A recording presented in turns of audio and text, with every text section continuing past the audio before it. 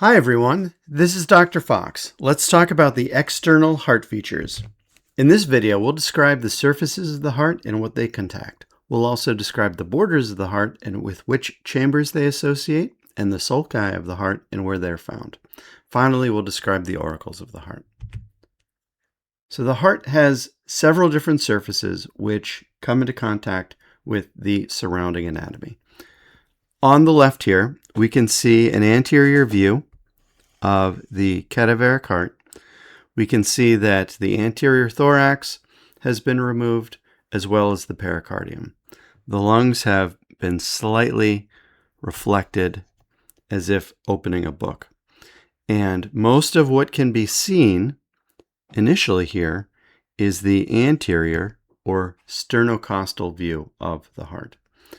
It's upon this that the thymic fat would rest over the great vessels. We can also see the ascending aorta and pulmonary trunk ascending from the anterior surface here. The anterior surface is flanked on the right side by the aptly named right surface of the heart. That right surface of the heart is coming into contact with the right or with the parietal pleura of the right pulmonary cavity as well as the right lung.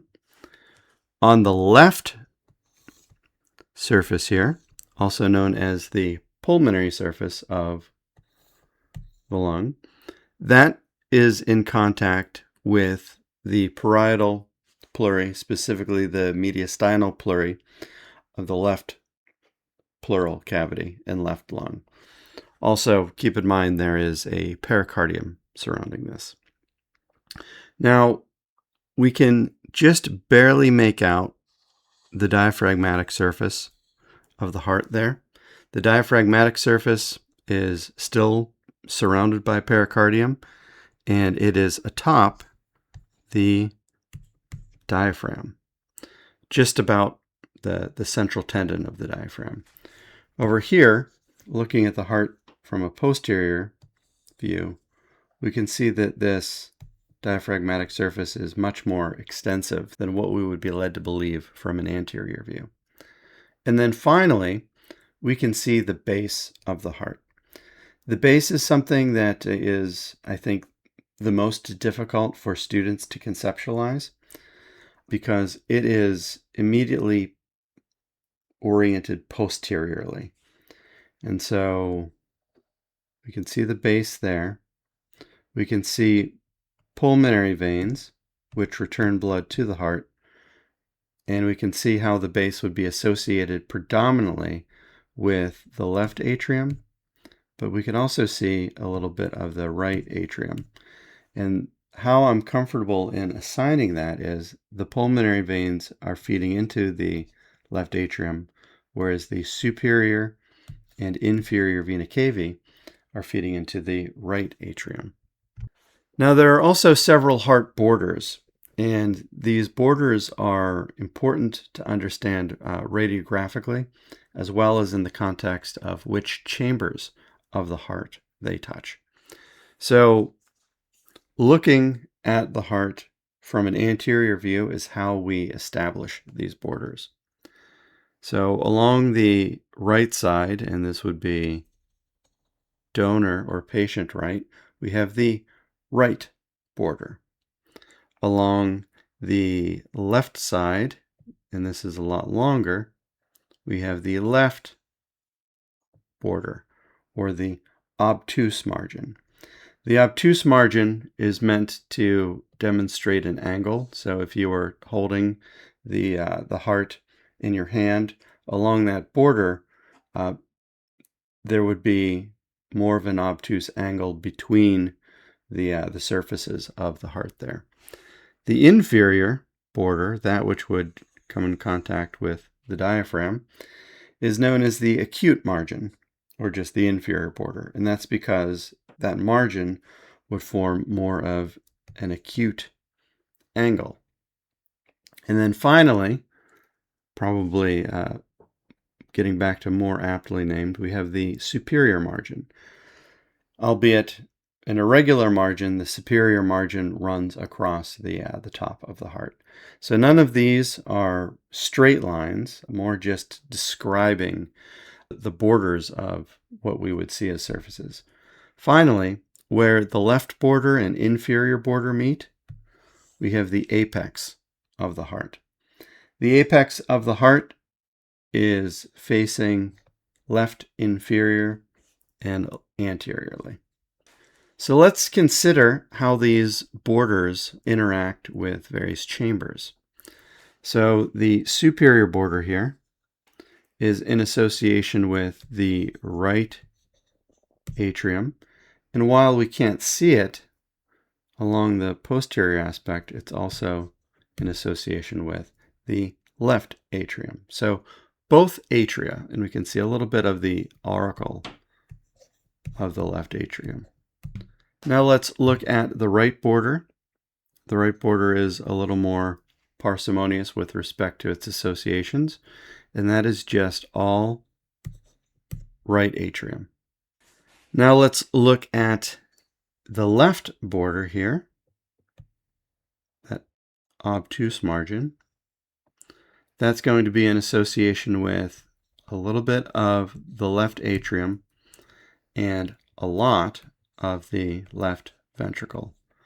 So most of this is left ventricle, but there is a little bit of the left atrium because we can see its association there with the left auricle. The inferior border is in association with both ventricles. However, it's in greatest association with the right ventricle. You can see a little bit of the left ventricle there.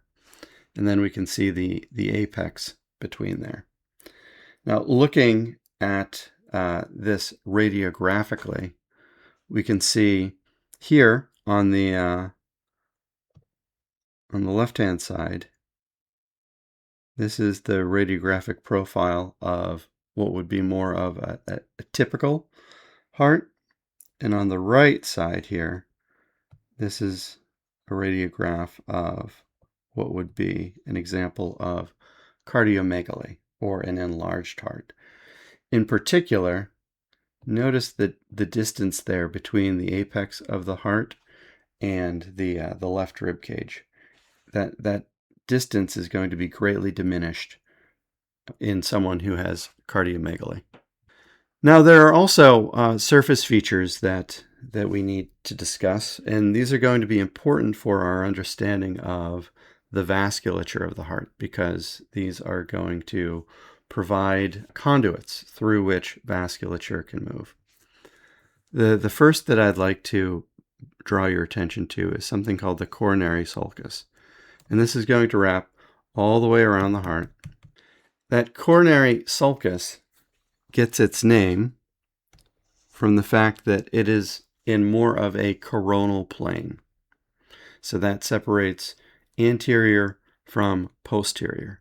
Most people think coronary is specifically related to the heart, and this sulcus certainly is, but it's predominantly separating atria, ventricles. So that coronary sulcus helps us to distinguish the atria from the ventricles on a superficial level. We can also see these expansions of the atria, which are the auricles. So there's a right auricle and a left auricle. That coronary sulcus is in line with the fibrous skeleton of the heart.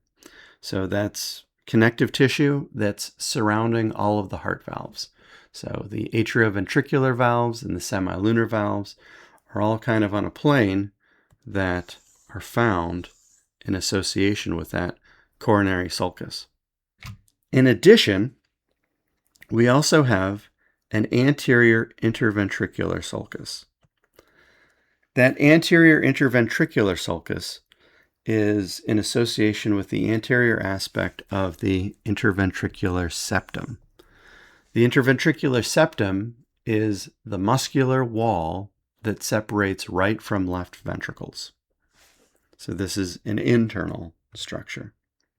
When we turn the heart around, I just want to bring to your attention, we can see the coronary sulcus there, and we can see the vasculature within. But now on the diaphragmatic surface of the heart here, we can see the posterior interventricular sulcus. That posterior interventricular sulcus is in association with the posterior aspect of that interventricular septum. Now, what you may notice, and I'll just go back briefly here, is that we've got vessels within these sulci.